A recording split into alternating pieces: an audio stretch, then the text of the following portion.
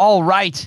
He is here. The great Mick West. Very excited to have you back on the show to talk about these issues, which I feel like nobody knows more about than you. How have you been, sir? I've been doing good. It's interesting times, and I've been quite busy. Well, I wonder if maybe I missed it, but this latest story that we're going to talk about, this guy David Grush, it seems like the biggest thing since, was it 2 years ago, where all those videos came out from the Navy?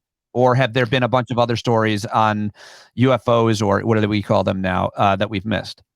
Yeah, it's actually been about 5 years ago now since the New York Times piece, which Wow. was also Leslie Kean and Ralph Blumenthal, same two authors who wrote the debrief piece about Dave Grush.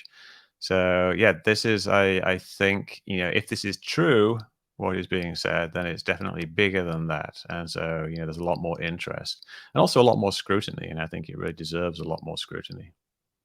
Um, why do you say that, if this is true, first of all? And also, why would this deserve more scrutiny than past stories, leaks, videos, tapes?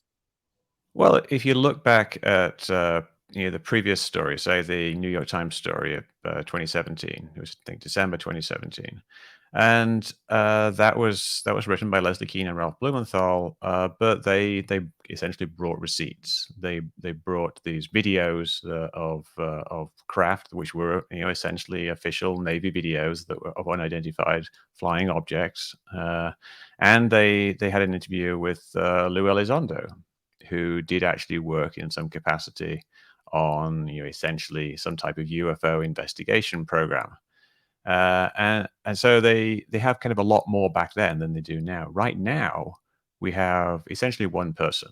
We have Dave Grush telling us that other people have told him that we have a reverse engineering program for crashed alien spacecraft, essentially, and that we have recovered alien bodies from those crashed spacecraft. And we have a very limited set of snippets of interviews with him, with this journalist Ross Coulthart, who's an Australian journalist who's done a lot of stories on the UFO culture. And we know that they've been working together for some time, and they've been talking to other people. Like I've heard that Dave Grush has been to the Canadian government and talked to members of Parliament of the Canadian Parliament about this thing, and a kind of a roadshow where he's been going around with people like Gary Nolan and maybe Lou Elizondo, people like that. So there's this small group of people who are kind of relaying this narrative, but really all we have so far is essentially hearsay. We have someone who's credential. He worked in the intelligence community and he had clearances, and there are other people who will vouch for him.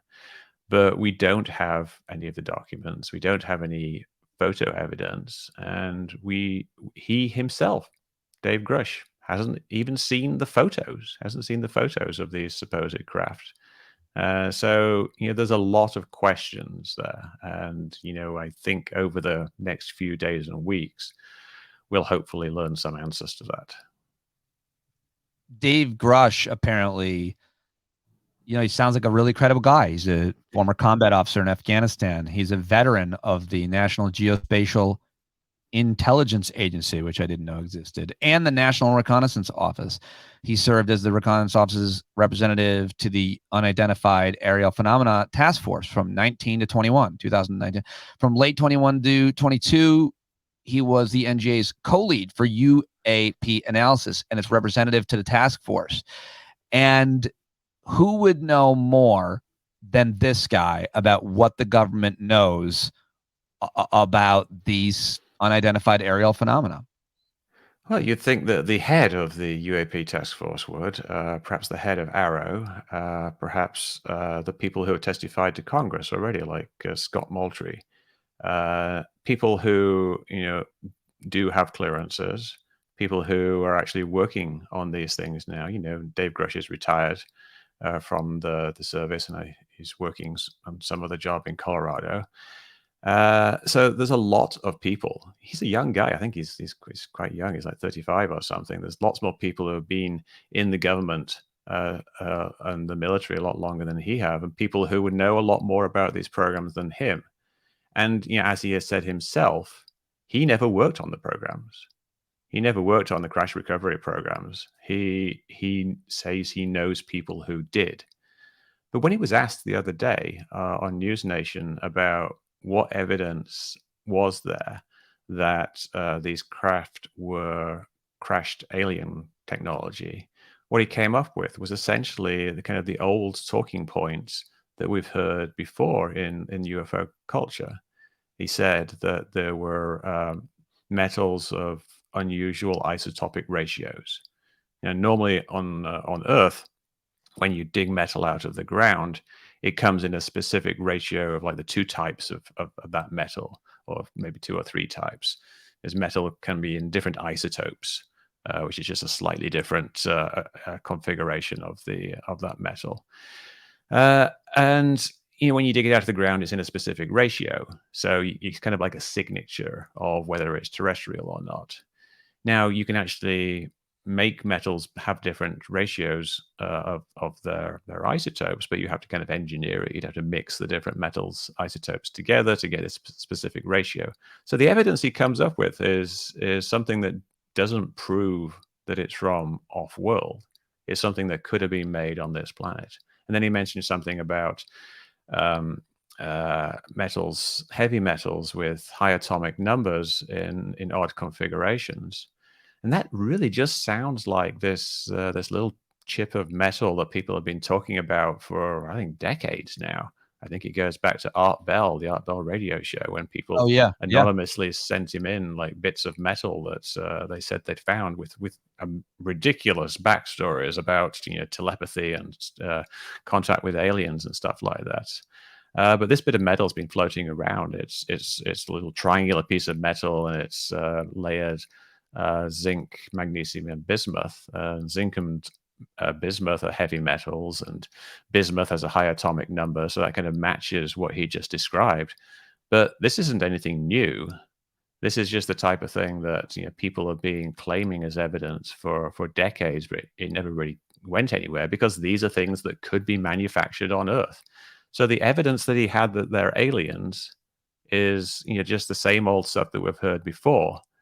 And what about the bodies? I mean, if you got a crashed alien craft with aliens in it, surely that should be the best evidence that we're being visited by aliens. But no, it's just this old isotope nonsense. Leslie Kean and this other gentleman who wrote this latest piece for The Debrief, Ralph Blumenthal. You mentioned several other names. Probably most people listening, I'm not familiar with most of those other names that you mentioned. But what about Leslie? I mean, where does her credibility lie? I remember reading that, I think, like 35-page New Yorker story, which included you in it, and I think that's how I discovered your work. But where does her? Tell me a little bit about her past. Do you think she's generally arguing in good faith with these articles, that she's been on this beat for a very long time? I don't know this other fellow that she co-wrote it with.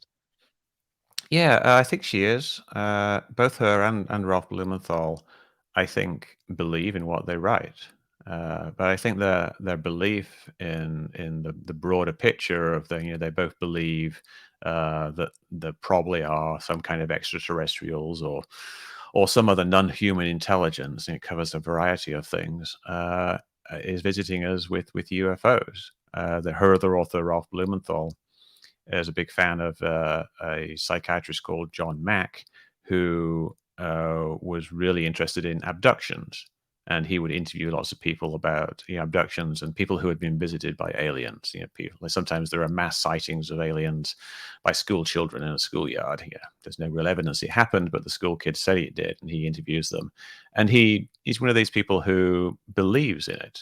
And Ralph Blumenthal's book was called The Believer, about John Mack. So, and I think that idea of someone being a believer in all these testimonies is something that typifies the UFO community, and I don't think Leslie Kean is an exception. Like, she's been writing about ufology and to some degree the paranormal for quite some time. Her last book was about life after death. I think that might have been what it was actually called. And she wrote a book before that, which is about, I think, UFOs, generals, and the military, something along those lines. But it was about how she talked to people high up in the military who believed that UFOs were real, and hence she saw that as being evidence that the UFOs and aliens are real. So all these people that are involved in promoting and writing and distributing this story right now are people who have a pre-existing belief Right. that aliens are visiting us. I think it's, for me, it's most important to know the source of any information, which is why you are here. Her book, by the way, that book you referenced, I think is titled Surviving Death, A Journalist Investigates Mhm. Evidence for an Afterlife. Yes, that's the one. Yeah. That's the latest book, and she's been into that type of thing. She goes to seances as a journalist, but essentially seems to think that there's something to them when you go to a seance, like a medium materializes things, and there are disembodied hands touching you. And from her accounts of that, she seems to believe that there's some legitimacy to that, which it doesn't seem like a super scientific way of looking at things. And I think perhaps some of that attitude might carry over to her work on UFOs. You're a scientific guy. I'm a guy who likes scientific guys. And I think what you're saying is if I had some kind of an experience, a paranormal experience, and I believed I have it. And I mean, I know a lot of people who do. I wish I had one. I always wish. I'll sleep in a Civil War battlefield to see a ghost. I really want that to happen. Yeah, But the point of what you're saying is people can have those experiences and they can 110% believe that it happened. But totally. science has been unable to prove those types of things, like the hands touching your body or pretty much anything like that, paranormal experiences. Is that what I'm hearing you say?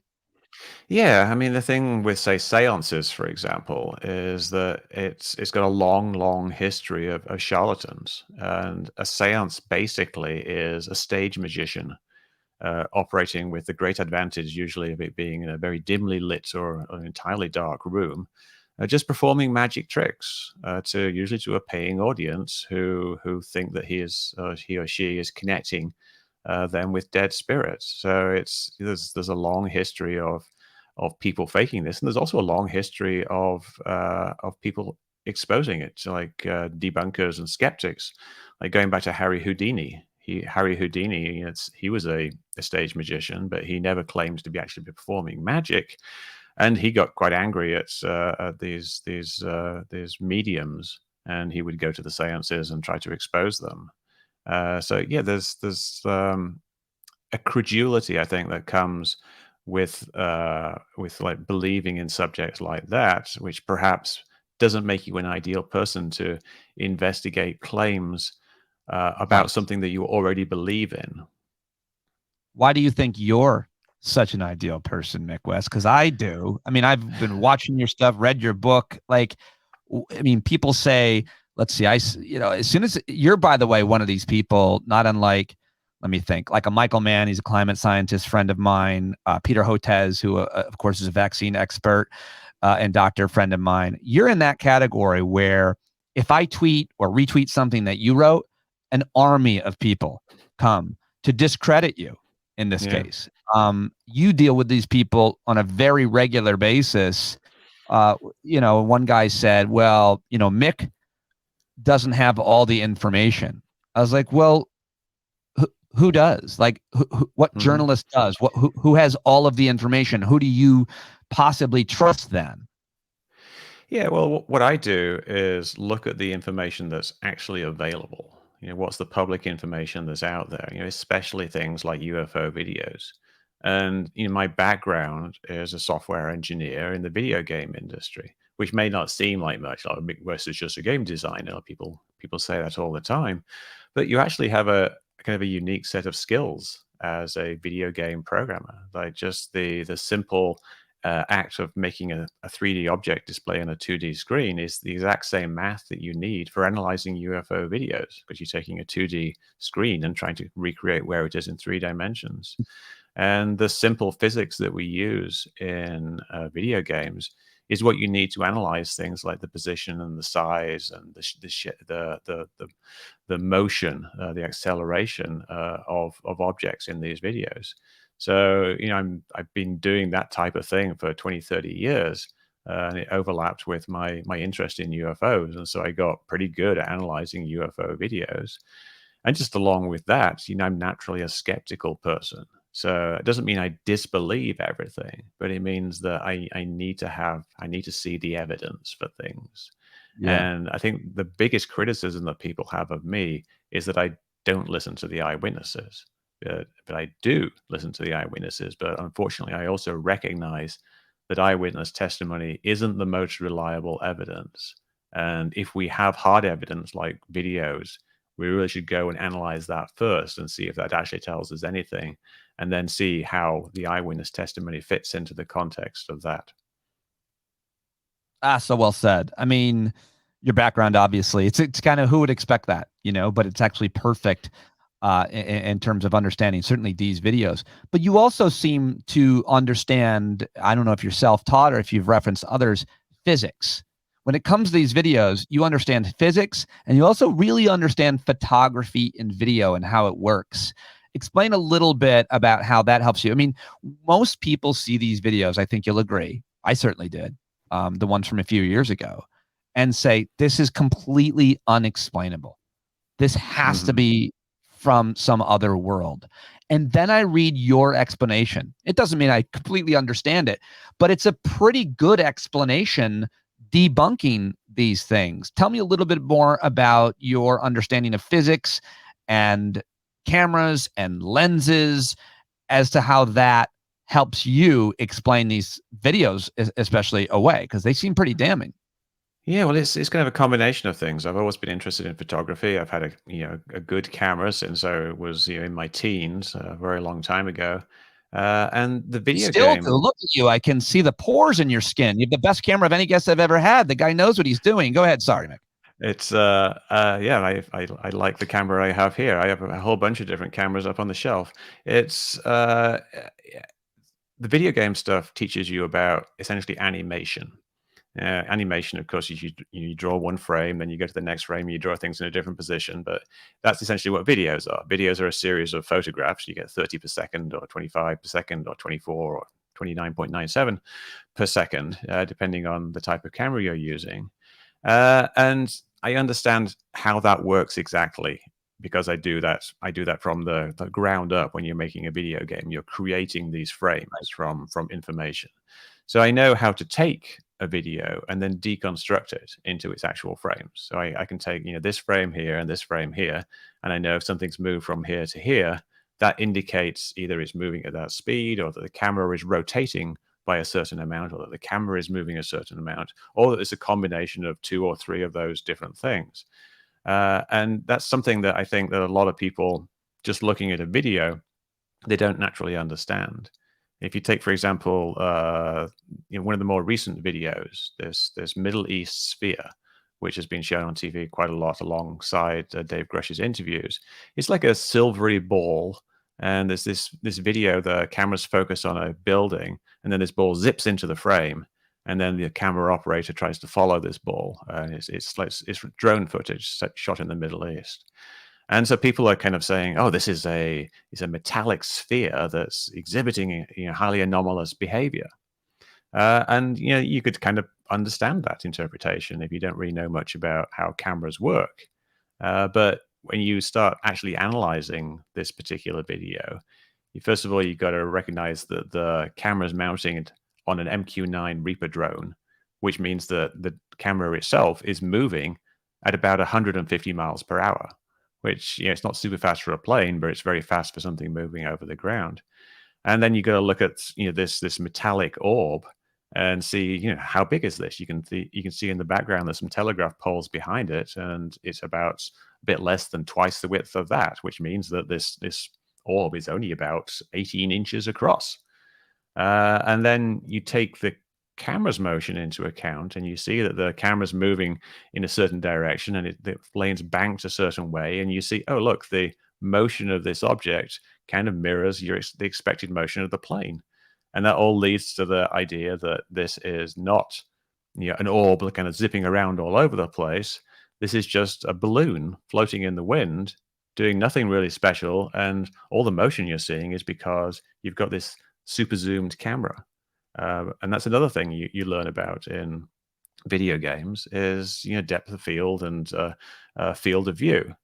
So we know that you can zoom in on something very far away, and it gives this really weird illusion of parallax, and it makes things look like they're moving when they're actually not. It's just the camera moving. So all these things combined together, I can kind of tell what's going on in this video, but it's kind of a little difficult to explain to people because people are not used to putting their mind into that 3D frame of reference. So I don't know. it's a bit of a I think you challenge. just I think you just explained it well here, but that's not being explained in other places, including by a lot of journalists, it would seem, who report this stuff out. Yeah, and including by the people you think would know better as well. It was a very surprising mistake that Sean Kirkpatrick made at the NASA hearing recently.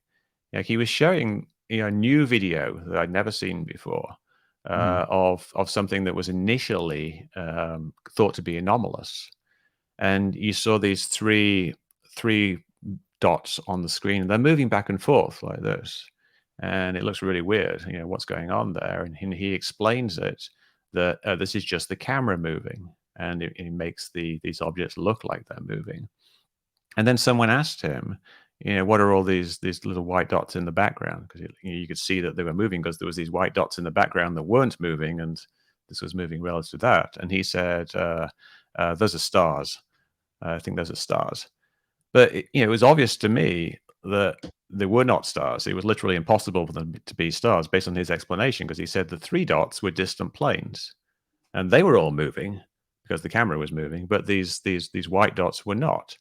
And I tweeted something about it, about how ridiculous his explanation was. And then after the break, he actually came back and said, "I'm not actually that sure about that anymore." But he never even really fully retracted it. So you see a lot of that in these videos that they show. With the other video he showed, I'm not sure if it was at that hearing or the other one, was shot from one drone, and there's another drone in the distance, and then you see this other object zip by really rapidly. And he said, this is something that we originally thought was anomalous. So the task force was actually fooled by this parallax illusion at some point. I think there's actually a lot more of this mistaken identification of anomalous behavior than we actually think. And so when they talk about these spheres are demonstrating apparent anomalous behavior, I'd like to see what they're actually talking about, because their track record so far hasn't been very good. That's shocking and disconcerting to hear that experts at NASA have a harder time explaining it than you. Do you reach out? This wasn't the NASA expert, though. Just to be clear, this was Sean Kirkpatrick, who is the head of AARO, the All Domain Anomaly Resolution Office, which is the Pentagon, not NASA. Got it. Head of the Pentagon's All Domain Anomaly Resolution Office. And Harvard professor Avi Loeb teamed up to write that these objects, which appear to defy all physics, could be probes from an extraterrestrial parent craft. Jesus. They could.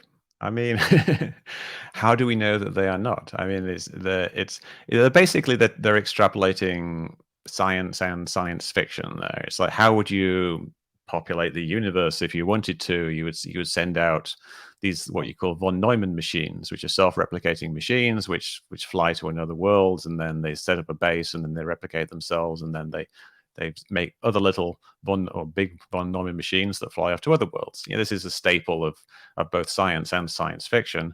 So what they're basically doing there is kind of riffing on that idea. It's nothing special. But then they mix it all up in a paper that actually is really talking about how if objects are moving very fast in the atmosphere, it would create plasma, and so you'd be able to see them glowing, and you'd hear sonic booms, and we don't see or hear that. Therefore, maybe these objects are not actually moving as fast as they appear. Now, that's a good point.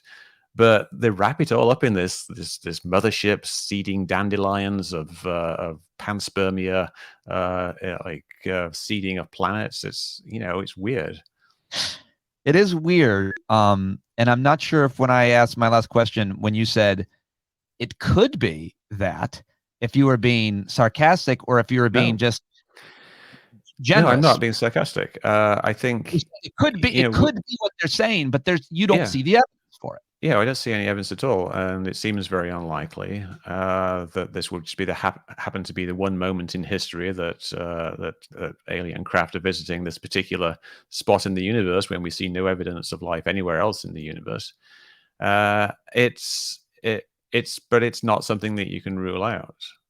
You could think, what are the odds, for example, that we are the only life that exists in the entire universe?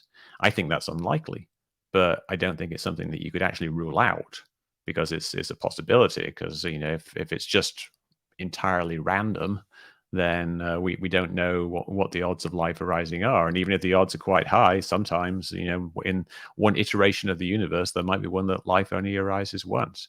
So you can't rule out things just because they seem unlikely. So I always try to basically keep a list of possibilities when I'm talking about what something might be. If you take, say, the gimbal UFO video, it's probably, I think, based on my analysis, just a distant plane. It might be something that's moving in a really weird manner that's also kind of hot. And that thing that's moving in a really weird manner might be an alien spaceship. Of course, the distant plane might be an alien spaceship as well. It's, these are things that you can't rule out. But since we don't really have any evidence of that, and we've got a vast amount of evidence that humans do things in the world, it seems vastly more likely that what we're looking at is a human craft. You shared a tweet from Eric Weinstein. Not sure who he is, but I feel like he's kind of conspiracy guy too. But yeah, Eric is isn't he problematic?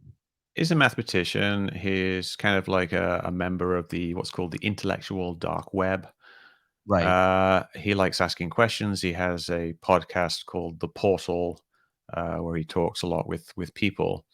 And he kind of waded into the UFO world maybe a year or so ago.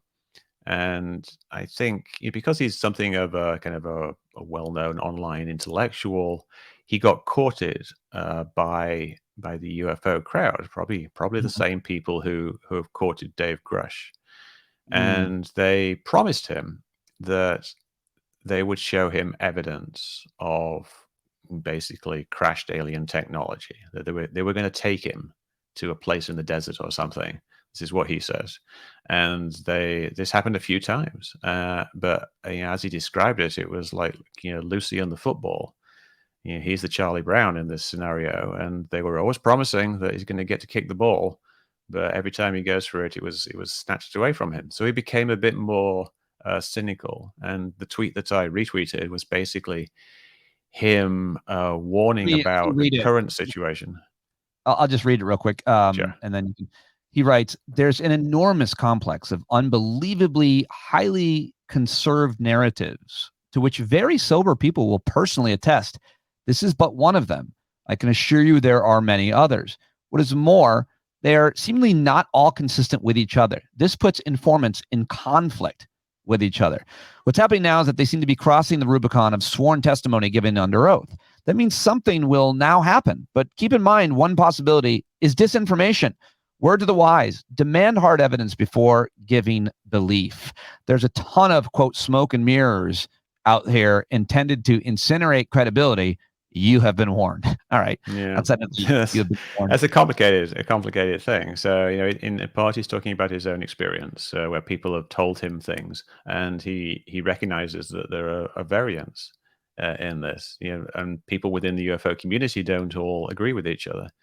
He did a kind of an interview with a physicist called Hal Puthoff, who's well known in the UFO community as being someone who makes these types of claims, the exact type of claims that we've had for decades. And Hal Puthoff was telling him about how he could easily demonstrate psychic powers and Eric was pretty much incredulous about this. But this is all part of this backdrop of all these different people who are involved in ufology. And so I think because he's been courted by people, he's been hearing a lot of different stories. And one of those stories is the whole UFO thing, or at least part of the UFO thing, is a disinformation campaign by the US government.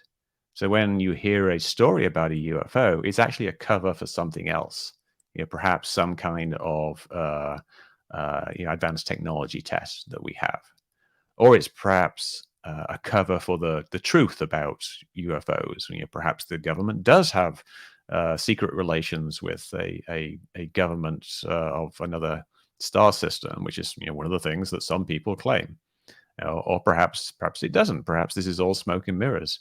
Some people claim that what we are seeing are essentially visitors from another dimension who are creating UFOs as kind of a smokescreen for their existence, or to do something for some purpose, kind of a trickster scenario. And this is people like Jacques Vallée, who is a mentor of Gary Nolan, and Gary Nolan is one of the people who is behind Dave Grush. So you've got these overlapping narratives that are difficult to reconcile, and that's kind of what Eric is talking about. And he's saying use caution. And I would certainly advise anybody who's looking into this topic and is talking to anybody on this topic, me included, everybody, use caution, because there are a lot of conflicting narratives and they can't all be true. And personally, I feel the more extreme narratives are all nonsense, and the reality is much more mundane. But what do I know? A lot, which is why I'm talking to you, and I share that. I've always shared that, but having learned of your work and a few others, on other subjects, I think that's critical thinking. I think that's logical, what you're saying, to come to that outcome. He mentions, and I know a lot about this, the kind of competing narratives. A lot of the players, you've mentioned many of them in the UFO world for years. And I think what he's saying and what you're saying is they constantly debunk each other. There's not a lot of synergy with their own theories. They're often at odds and incongruent with each other. Is that what he's saying? Is that what you think? What you see? Yeah, no, definitely. I mean, the UFO community has people in it who the UFO community kind of lauds as heroes, but they kind of disagree with each other. Take George Knapp and Jeremy Corbell. These are the people who are behind UFO video releases, like the Green Triangle video, and the more recent one of 5 bright lights in the sky at 29 Palms, which turned out to be flares. That are being leaked to them by military personnel. But they are big supporters of Bob Lazar. Bob Lazar is this old figure in the community who claims basically exactly the same thing as Grush.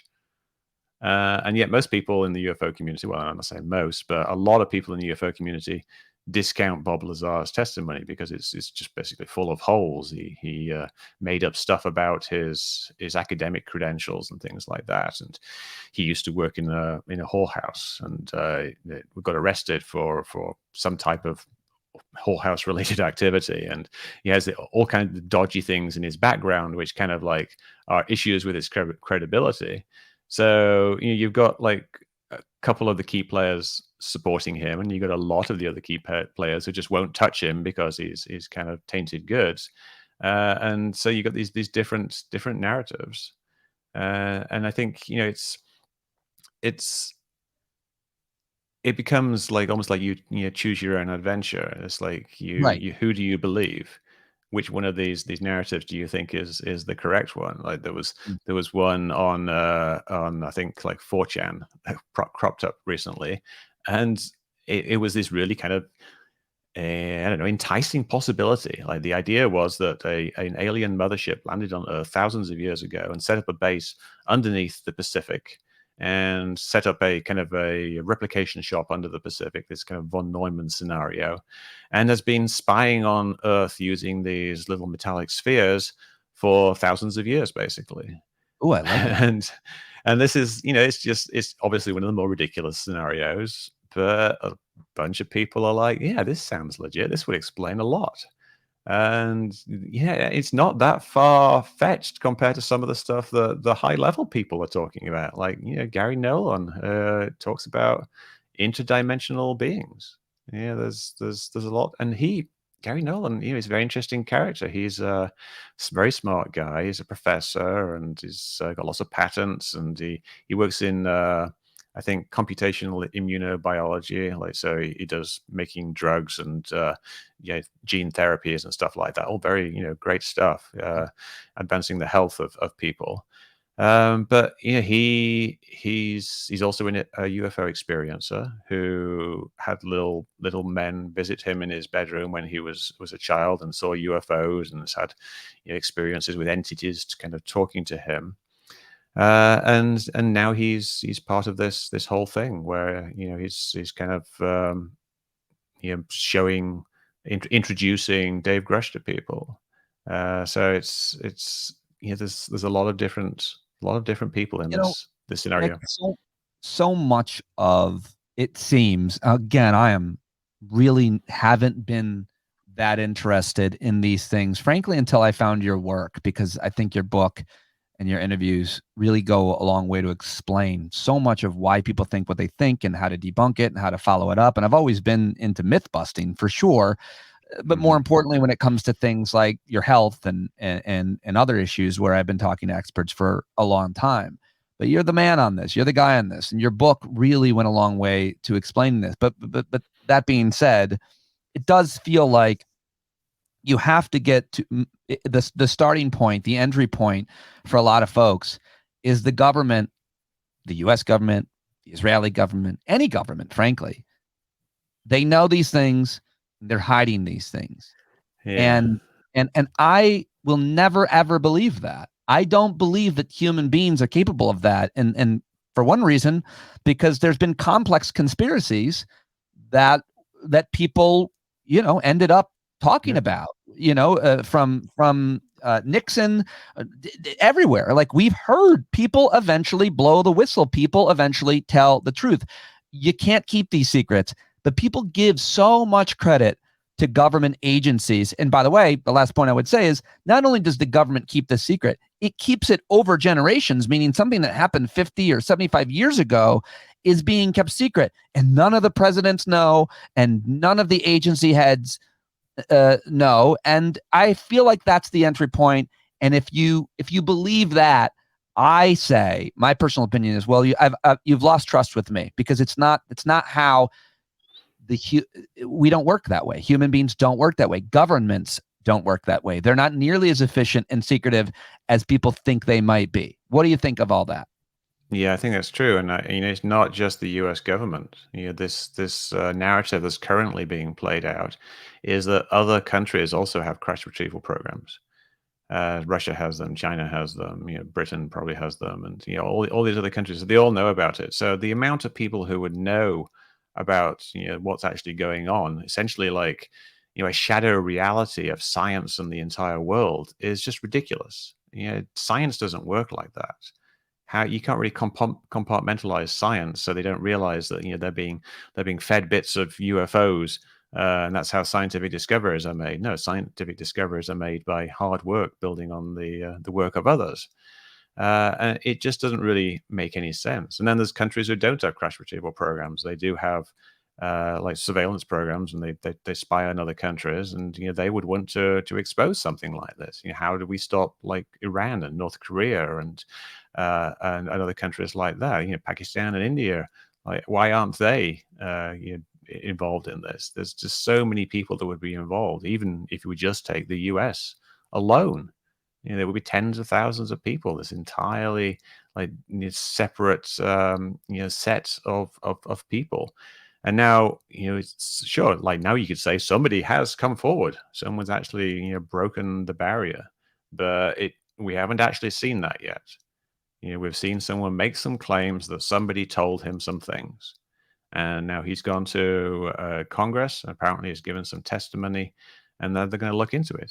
What I anticipate happening is that he, I don't, as is my best guess, what I anticipate happening is that he's going to say, we have alien remains at Wright-Patterson Air Force Base, and we have these programs are studying it. These are the names of the programs. They're in this hangar.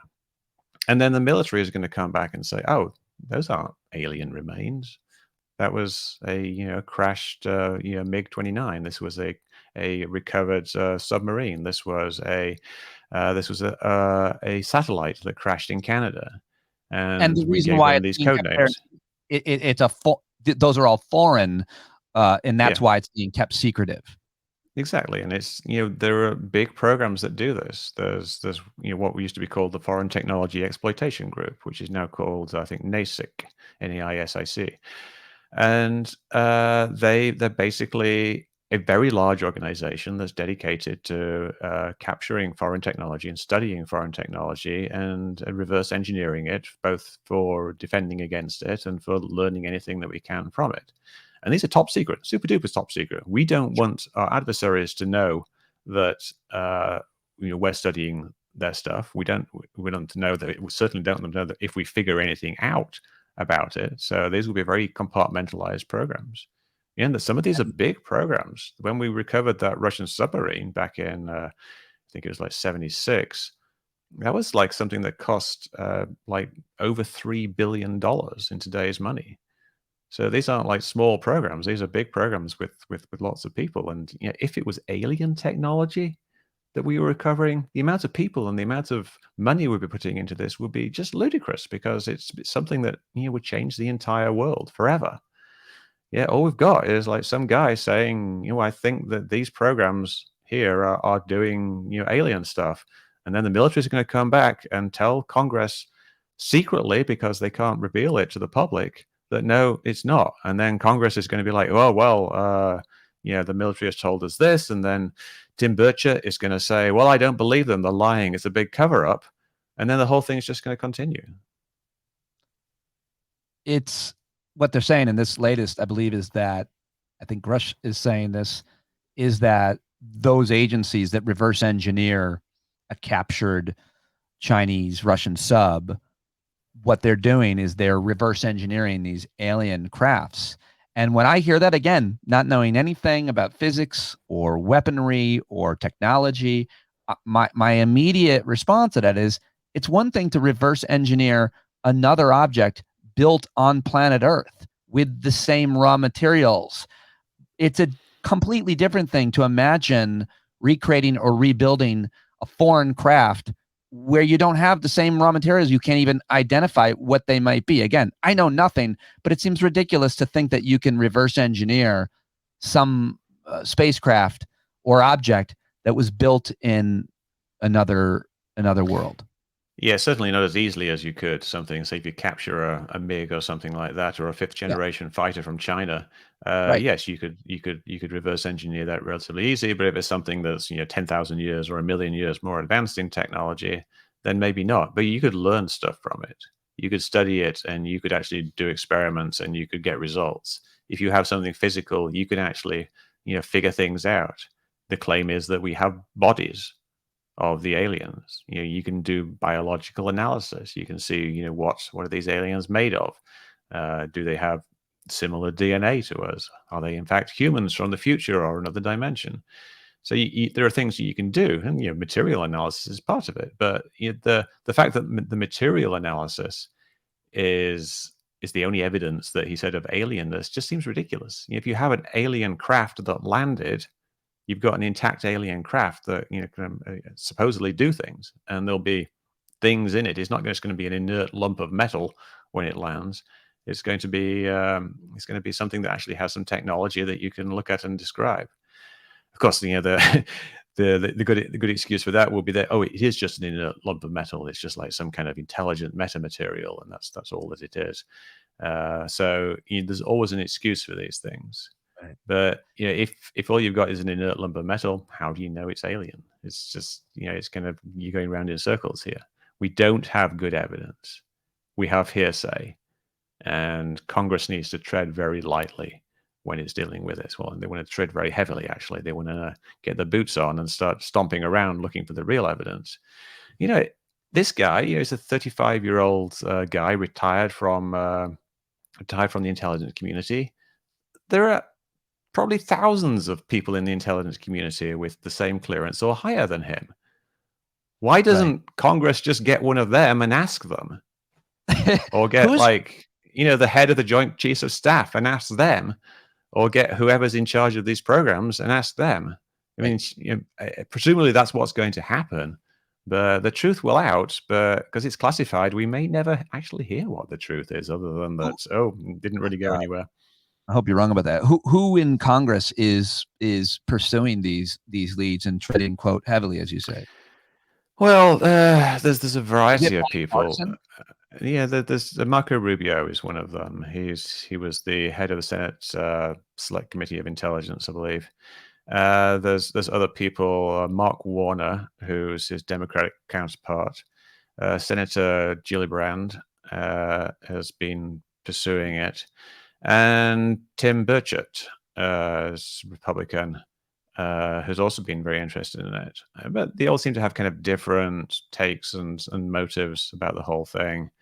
I think Gillibrand's thing is about supporting the troops. Burchett's thing is that there's a vast government cover-up of UFO visits that go back to biblical times. And Marco Rubio, I think, is just kind of, I don't know. I don't think he really believes it, but he thinks that it's something that you should look into. And similar with Warner. Have any of them ever reached out to you? No one high up has ever reached out to me. Have you ever reached out to any of them? No, because I wouldn't expect them to reply to me. They'll just think I'm some crank, and I'm sure they get emails from cranks all the time, and it would be kind of a waste of time. And if they want to talk to people, they should reach out to people who know about the topic, not me, and get these people to recommend who should they talk to. Right. And my name might come up, or it might be someone like Seth Shostak, who was former head of SETI, or maybe even Sean Kirkpatrick. Talk to Sean Kirkpatrick and get him to tell you exactly what's going on. Or talk to the head of the NSA. Talk to people who are very high security clearances. You're a congressperson, you get to do this. And especially the people who are on these committees, these intelligence committees.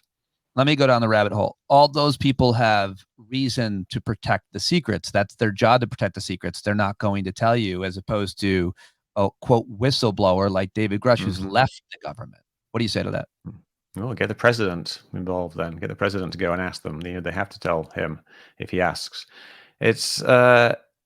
It's not impossible for these things to be discovered. There was a big investigation called the Church Commission, I think back in the 70s, which uncovered a lot of essentially wrongdoing by the CIA and the intelligence community, and there were some reforms that came out of that. But if you structure things right, you can get access to these things. People talk about how Sean Kirkpatrick, head of Arrow, only has Title 10 clearance. He needs Title 50. So if you want things to move forward, give him Title 50 clearance, or find someone with Title 50 clearance. It's not like there's none of these people existing in the intelligence community. Get one of them to come before the Congressional committee and testify. Get one of them, say, well, we want you to look into these things that this Grush guy has just given us. It's going to happen. These things are going to happen. The only question is, what is the public going to find out? Is the most likely thing, I think, is that really nothing happens and things continue to be debated in public, whereas behind the scenes, it's just like, oh my God, not this nonsense again. Right. Yeah, we'll see. Mick, I could talk to you forever. I appreciate you joining me today. I highly encourage everybody to get your book and follow you on Twitter. I'll say all that stuff on the way out. Thank you so much for joining me, man. Thank you. It's been an interesting conversation, interesting times. Yes, sir. All right, I'm hitting stop.